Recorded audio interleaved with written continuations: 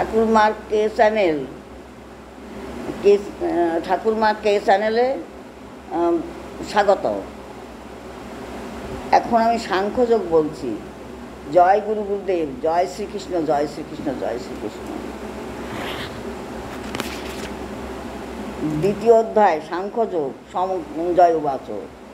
সঞ্জয় বলিলেন, মধুসূদন উক্ত প্রকার কৃপাবিষ্ট অশ্রুপূর্ণ লোচন ও বিষণ্ণ অর্জুনকে এই কথা বলিলেন।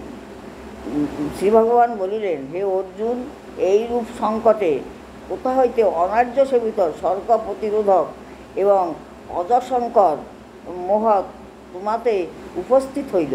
হে পার্থ, তুমি কাতর হইও না, ইহা তোমার উপযুক্ত নহে।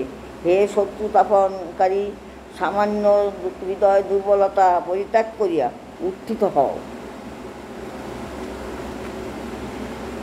অর্জুন বলিলেন, হে শত্রু বিমর্দন মধুসূদন, আমি বাণ সমূহের দ্বারা কিরূপে যুদ্ধক্ষেত্রে পূজ্য ভীষ্ম এবং দ্রোণের সহিত যুদ্ধ করিব।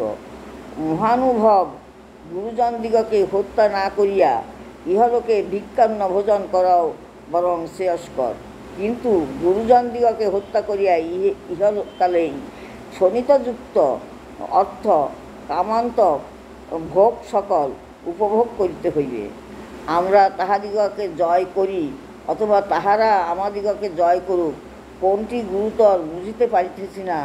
যাহাদিগকে হত্যা করিয়া জীবিত থাকিতে ইচ্ছা করি না, সেই ধৃতরাষ্ট্র পুত্রগণই সম্মুখে রহিয়াছে। কার্পণ্য অর্থাৎ দৈন্যদোষে দূষিত চিত্ত এবং ধর্মাধর্ম বিচারে সন্দিগ্নমনা হইয়া আমি তোমাকে জিজ্ঞাসা করিতেছি, আমার পক্ষে যাহা শ্রেয় তাহা বলো। আমি তোমার শরণাগত শিষ্য, আমাকে উপদেশ দাও।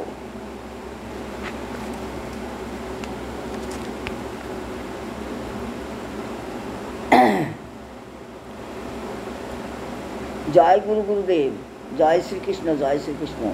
এই পর্যন্ত রাখলাম আজকে। জয় গুরুদেব, জয় শ্রীকৃষ্ণ।